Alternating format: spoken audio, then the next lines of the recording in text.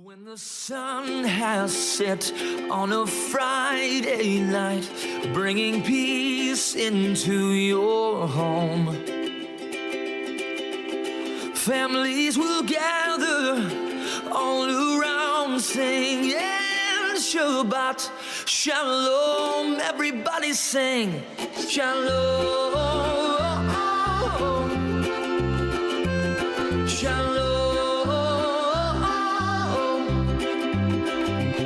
Shalom, Shalom.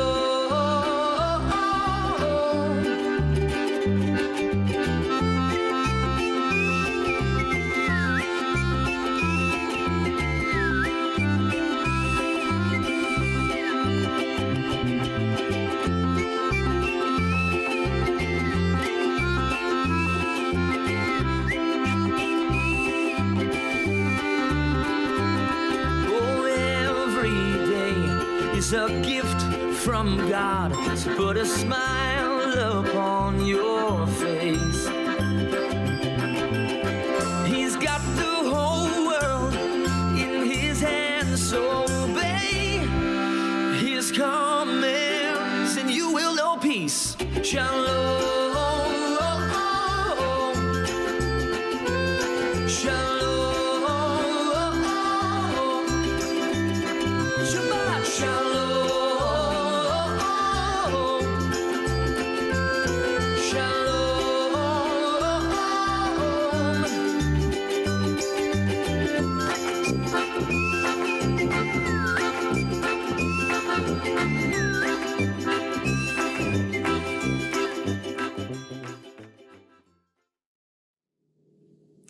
Shabbat Shalom, my friends. I'm here today with a Torah. I know that sounds very unusual. Well, it occurred to me a few days ago that it's been a long time since any of us have really touched the Torah, held the Torah, seen the Torah, and I, for one, really miss it. Now, recently, I was starting to get ready for the high holidays, which may sound really wild because it's several weeks away, but nonetheless, I pulled out the white Torah cover that we'll be using on the high holidays, but decided to share Torah with you today, actually physically. We're always sharing Torah ideas and text and what's inside, but I thought, wouldn't it be interesting to look at the Torah together? So let's do that right now. The Torah is decorated with an echo or a retrospective, I guess you could say, on how the Kohanim, the priests, the Jewish leaders in biblical times used to dress. Now remember, this was the era before there was even such a thing as a rabbi. Remember that in Moses' time, there were no rabbis, even though later the rabbis would refer to Moses himself as Moshe Rabbeinu, Moses our rabbi, but there was no such thing as a rabbi in the Torah. We don't have a reference to that at all. We had Kohanim, the priests who would offer the sacrifices and do the rituals in the ancient temple. And in the desert, in the Mishkan, the portable temple known as the Ohel Moed or Mishkan, the tabernacle or the tent of meeting. So once the Kohanim sort of faded out, we started to decorate our Torahs similarly to how they would be decorated. And of course, in the 21st century, there are many different kinds of Torah covers, but let's look at everything. First of all, there's the Torah cover itself, okay? And then there are the rimonim. Now, I'm going to bring it a little closer to you. A rimon is a funny word because it actually means pomegranate. But the way that we translate these two decorative pieces, which are called rimonim, pomegranates in Hebrew, are finials. That's the English word for the rimonim, finials, F-I-N-I-A-L-S. And the reason they're called rimonim is because there was a time when the finials were always the shape or usually the shape of a pomegranate, because the pomegranate is a meaningful Jewish fruit. All those seeds inside, the rabbi said, were like the 613 mitzvot, that there's something like 613 seeds. I'm not sure that's scientifically true, but spiritually it might have been. Now, you don't have to decorate a Torah with rimonim, with finials. You can also, and I'm sure many of you have seen that in the past, and I'm going to take off the finial so you can imagine it. There's something called a keter, which is a crown, and that would be a one-piece, very beautiful, decorative, almost always silver piece. Now, what else do we have on the Torah? We have a yod. A yod is a pointer that is used for reading from the Torah, which I'll show you in a few minutes. What else do we have? We have what's called Atseijhayim, which means trees of life. Those are the two wooden pieces that hold the scroll together. You see it's on the bottom as well and on the top. By the way, don't think I'm super strong. This happens to be a remarkably lightweight Torah. It's actually amazing. In a moment, I want to look at the inside of the Torah with you. And while I do, I'm going to show you the actual Torah as opposed to showing you myself. But to get there, I'd like to take off the cover, which I'm doing right now. And now you can see the Atseijhayim a little better. There's the mantle, which is like a rope or a tie that makes sure that the Torah doesn't unroll, because that would be problematic. It helps to keep the Torah safe. So what I'm going to do is I'm actually going to stand up and take the mantle off. Okay. And you can see that now we have the parchment, which I'm going to hold really close to you right now. The parchment is made from the skins of a kosher animal, usually a sheep or a goat. And what I'm going to do now is I'm going to put the Torah down, and I am going to show you the actual text. Here's the Torah open up, and I'm going to kind of come in closer so that you can see the actual writing. Now, I'm going to use my yod to follow along. You see how it's the shape of a hand? That's because we don't want to touch the Torah with our actual fingers, because the oils of our hands would eventually corrode the text. But when one reads, one follows along with the yod like I'm doing right now. Now, what's super amazing about a Torah is that it is written entirely by hand. Now, that's remarkable because, as you'll notice, both sides of the column are justified, meaning it's not sticking out. So what the sofer, the brilliant scribe, has to do is, as he gets closer to the end of the line, if he's not going to make it, he tends to stretch out one of the letters, or she, but usually sofers are men, but there could be a woman sofer.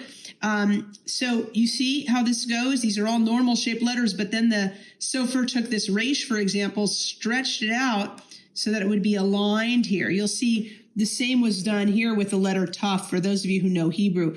But even if you don't know the language, or the letter Hey here, you can see what the scribe is doing in order to work things out. The other thing I wanted to point out to you is that the Torah has, as you can see, no chapters or verses. There's no numbering, chapter this or that. It doesn't even say Genesis, Exodus, Leviticus, Numbers, or Deuteronomy. It just has words. And the only breaks are what we call patuchim, which are when it opens up to the side. Those are called patuchim. Or stumim, when it opens in between letters. That's about it. And then there's one other place where there's a break, which I'm going to show you in a moment.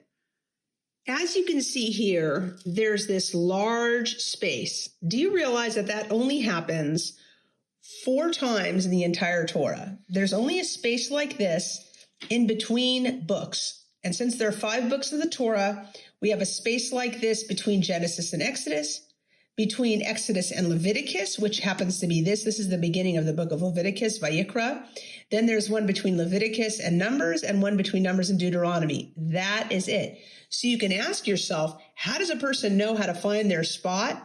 Well, that takes a lot of practice. And sometimes I need to roll the Torah a bit till I can find where I'm at. Although, since typically we read Torah every week, you can just roll it from Torah portion to Torah portion. I thought it might be fun to show you some of the greatest hits from the Torah. Here's one. Right here, you can see the 10 Commandments. And even if you don't read Hebrew, but especially if you do, you can look for the word lo, which is right here. Lo, lo, lo, lo. And it's 2 letters, Lamed and Aleph. There's one there and there's one there too. Lo is usually translated as thou shalt not. Or another way to put it was no. So thou shalt not steal, thou shalt not murder, etc. Thou shalt not commit adultery. This is the 10 Commandments. All right, I want to show you one other place that is a favorite. But first, before I do, just notice a typical column. This is how Torah usually looks. Just these regular columns that sure have different letters and words and different stumim, metuchim, different openings, but that's kind of the normal look. But check this out. Visually, this is my favorite spot in the entire Torah. Does anyone want to guess what it is? It is just around when the sea is parted during the Exodus from Egypt. It has the Mi Chamocha prayer in it, and it's supposed to look like the parted seas. Isn't that exciting and very, very interesting? Compare it to the normal columns around it and then look at it itself. It's very, very beautiful and is known as the Song of the Sea. Here's a close-up of it, and I'm going to chant part of it just to joggle your memory about the prayers surrounding the Song of the Sea. Mi chamocha ba'elim Adonai, mi kamocha nedar ba'kodesh, nora tehilot osefele. Well, I hope you enjoyed our time getting to know our Torah just a little bit better. Now let's move on to making the blessings for Shabbat. Let's begin by lighting the lights for Shabbat. Ya la la la la la la la la la, ya la la la la la la la la la, ya la la la la la la la la la, Shel Shabbat. Baruch atah Adonai Eloheinu melech haolam asher kiddushanu b'mitzvotav v'tzivanu lehadlik ner v'tzivanu lehadlik ner v'tzivanu lehadlik ner Shel Shabbat. Shalom Aleichem, Malachei Hasharet, Malachei Elyon, Mi Melech Malachei Amlachim HaKadosh Baruch Hu. Boachem L'Shalom, Malachei Hashalom, Malachei Elyon, Mi Melech Malachei Amlachim HaKadosh Baruch Hu. Barchuni leshalom, malachei hashalom, malachei elyon, mi melech malachei amlachim HaKadosh Baruch Hu. Sheichem leshalom, malachei hashalom, malachei elyon, mi melech malachei amlachim HaKadosh Baruch Hu. I'd like to offer you a blessing now on this Shabbat. Yevarechecha Adonai v'yishmerecha. May God bless you and keep you. Yaher Adonai panav elecha v'chuneka. May God's light shine upon you and be gracious unto you.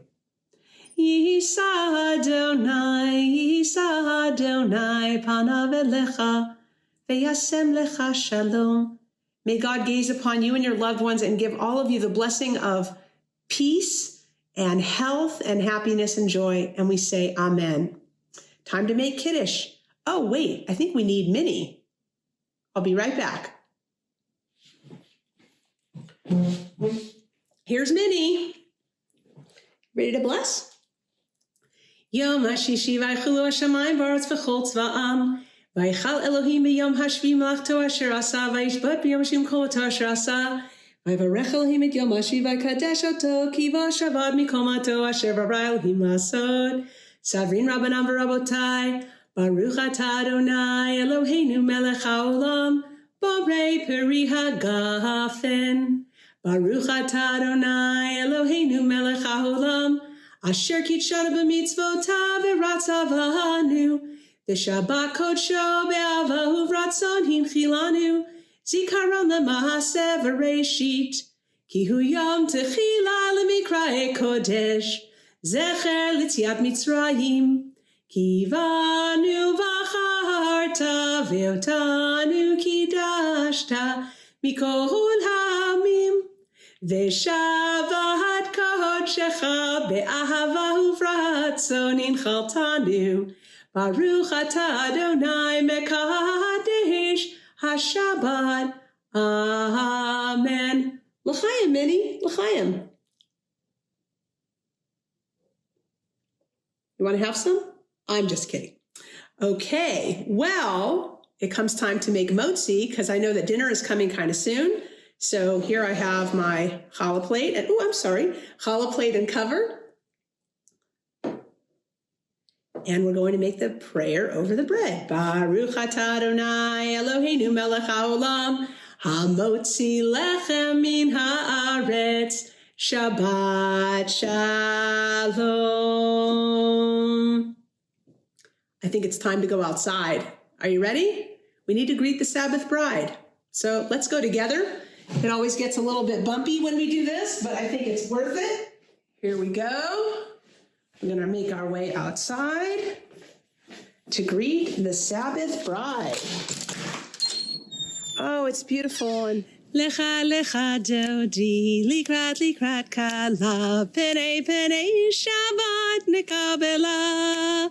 Lecha lecha dodi, likrat kala, pene Shabbat nekabela. La la la la la la. Lecha dodi, likrat kala, pene Shabbat nekabela. Lecha dodi, likrat kala, pene Shabbat nekabela.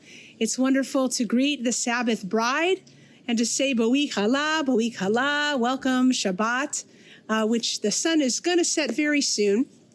And by the way, speaking of Torah, we talked about the physical Torah earlier, but I'd like to reflect just for a moment on this week's Torah portion, which is called Re'eh. Now, Re'eh is very, very interesting. It's filled with all kinds of things about holidays and the land of Israel and so forth. But there's a very unusual line, and I always think it's interesting to look at the outliers, as it were. The unusual line reminds me of vampires and brisket, okay? Why do I say that? Because the one line here that stands out to me is where it says that you're not allowed to drink blood. You're not allowed to drink blood. And with all the rules about kosher, eating, what beef and meat and living, walking things you're allowed to eat, what birds you're allowed to have, what you're allowed to have from the sea, not mixing milk and meat.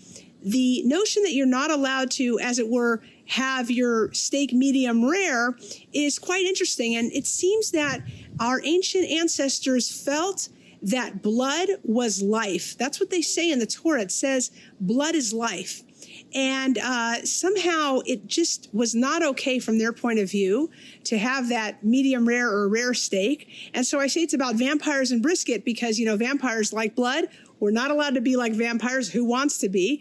And I say that it's about brisket because, you know, the way that the many Jews, especially in Eastern Europe and in Europe, would cook their meat all the way through where there was not a drop of blood left, like brisket, where you cook meat for hours and hours. I wonder if those recipes and traditions come from the Torah prohibition against, as it were, eating blood. Just an interesting little Jewish tidbit for you. Well, we're going to wind down our Shabbat gathering as we think about Torah and its unusual prohibitions and its meaningful prohibitions and its most meaningful teachings about what? Nothing other than being good people. The Torah is interested in us being the best people that we can be so that we can make the world a better place and alleviate suffering, to be kind in the face of unkindness, to be loving where love is missing, and to appreciate everything good in life, like the sky and the trees and everything wonderful. So let's close up Shabbat by singing Shabbat Shalom, Shabbat Shalom, Shabbat Shalom, Shabbat Shalom.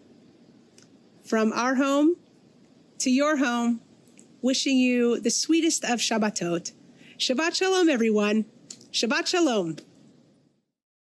When the sun has set on a Friday night, bringing peace into your home,